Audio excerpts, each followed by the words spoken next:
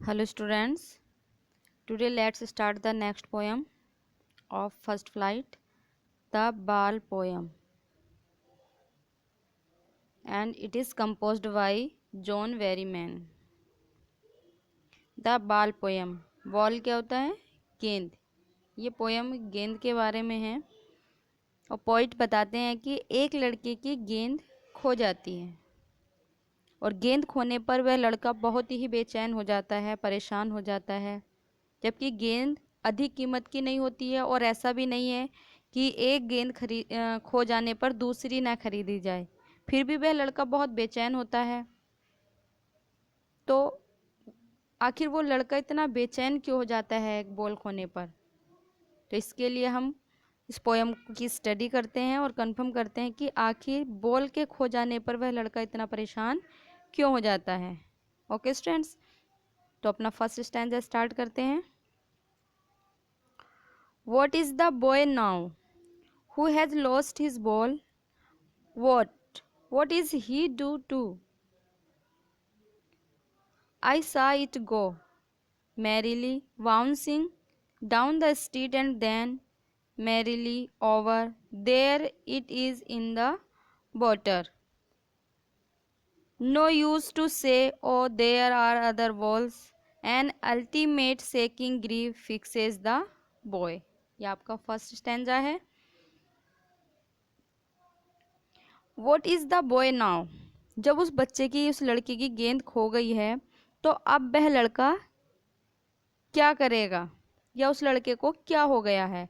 Who has lost his ball, जिसने अपनी ball खो दी है। वॉट, क्या। What is he to do, कि अब वह क्या कर सकेगा। I saw it go merrily bouncing down the street. Poet कहते हैं कि मैंने उसे, आयशा, मैंने देखा था, इट गो मैरिली बाउंसिंग, कि खुशी के साथ बाउंसिंग, उछालते हुए, डाउन द स्ट्रीट, गली में, एंड देन मैरिली ओवर, और तभी उसकी खुशी गायब हो जाती है। कि मैंने उस लड़के को खुशी के साथ उस बॉल को गली में उछालते हुए देखा था, मैरिली ओवर, और फिर उसकी खुशी ओवर हो जाती है, गायब हो जाती है। क्यों? क्योंकि there it is in the water, it means ball, कि उसकी बॉल पानी में गिर जाती है। नो यूज़ टू से, इसमें कोई कहने का फ़ायदा नहीं है, लाभ नहीं है। Oh there are other balls, क्योंकि एक बॉल के खोने जाने पर दूसरी बॉल आ सकती है, तो इसमें इसका कोई लाभ भी नहीं है कि उसकी बॉल पानी में गिर गई है तो वो बहुत दुखी हो गया है, क्योंकि एक बॉल खो जाती है तो उसकी जगह दूसरी आ जाती है, लेकिन फिर भी वह लड़का दुखी है। An ultimate seeking grief fixes the boy. And ultimate seeking grief, ultimate means अंतिम, सेकिंग ग्रीफ मीन्स अत्यधिक दुखी हो जाता है। कौन? लड़का। फिक्सेस, परेशान करता है, द बॉय, लड़के को। लेकिन उस बॉल का खो जाना लड़के को बहुत ही अधिक दुखी करता है। Next stanza. As he stands rigid trembling staring down all his young days into the harbor where his ball went, I would not intrude on him a dime, another ball is worthless. Now he senses first responsibilities in a world of possessions. Okay. अब poet कहता है as he stands rigid, as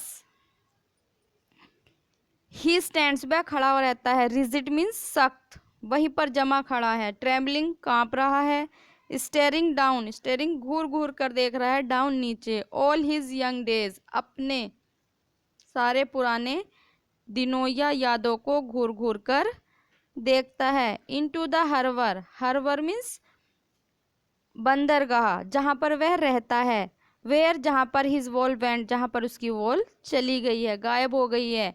I would not intrude on him, I would not intrude, intrude means कि मैं उस पर कोई अधिकार से प्रवेश नहीं करूँगा, क्योंकि a dime means 10 cent, another ball, कि मैं अब उसे दूसरी बॉल खरीदने के लिए 10 सेंट नहीं दूंगा।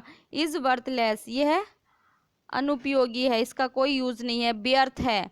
Now he senses first responsibilities, now अब, पहले उसे सेंसेस समझना होगा, या वह समझ जाता है फर्स्ट पहले रेस्पॉन्सिबिलिटी अपने उत्तरदायित्व को, क्योंकि इन आ वर्ल्ड ऑफ पोसेशंस, इस संसार में पोसेशंस मीन्स अधिकार, कि जो भी अधिकार से जो वस्तुएं हैं सामान रखते हैं उनकी रेस्पॉन्सिबिलिटीज़ पहले उसको समझ लेनी चाहिए। यानी पॉइंट कहता है कि गेंद गायब होने से वह दुखी है और कांप रहा है और अपने पुराने दिनों की यादों को भी घूरता है, लेकिन जब वह शरण स्थल पे यानी बंदरगाह में जहाँ पर वह अपनी बॉल से गेंद से खेलता है वह उसको खो देता है, और मैं उसे और गेंद खरीदने के लिए पैसे नहीं दूंगा, क्योंकि एक 10 सेंट का सिक्का तो मामूली है, लेकिन अब वह इस भौतिक संसार की जो भी प्राप्त वस्तुओं में अपना प्रथम उत्तरदायित्व को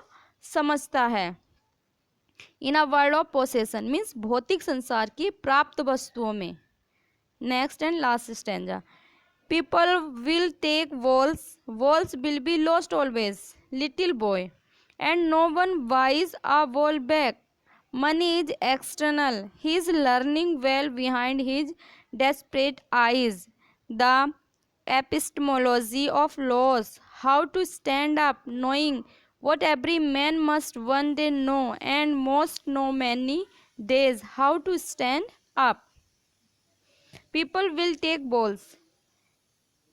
पॉइंट कहता है कि व्यक्ति बॉल खरीद लेंगे, जब एक बॉल उनकी खो जाती है तो वो दूसरी खरीद लेंगे। Balls will be lost always, और गेंद जो होती हैं वो हमेशा खोती रहेंगी। लिटिल बॉय, छोटे बच्चे, and no one buys a ball back, और कोई भी गेंद वापस नहीं खरीदता है। मनी इज एक्सटर्नल, पैसा बाहरी है, एक्सटर्नल बाहरी है, आउटर है।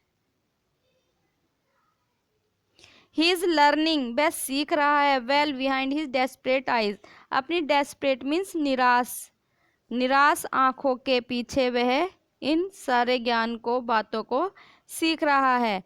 द एपिस्टोमोलॉजी मीन्स ये ग्रीक भाषा का शब्द है जिसका अर्थ है ज्ञान शास्त्र, जिसका अर्थ है ज्ञान शास्त्र। ऑफ लॉस, ज्ञान शास्त्र की कमी। How to stand up, knowing what every man must one day know,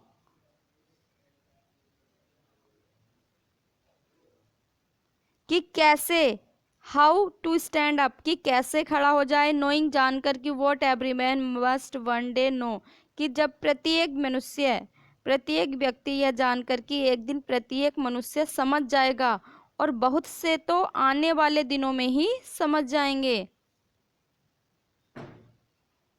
कि and most know many days, जो आने वाले दिनों में ही समझ जाएंगे। हाउ टू स्टैंड अप, कि किस प्रकार सहयोग दिया जाए, किसी व्यक्ति के लिए, किसी के लिए कैसे खड़ा हुआ जाए। तो इस स्टैंजा में पोइट का क्या कहना है कि छोटे बच्चे गेंद तो जरूर ही खरीदेंगे, और गेंद खो जाना भी सदैव होता रहेगा, और कोई भी गेंद वापस नहीं खरीदता।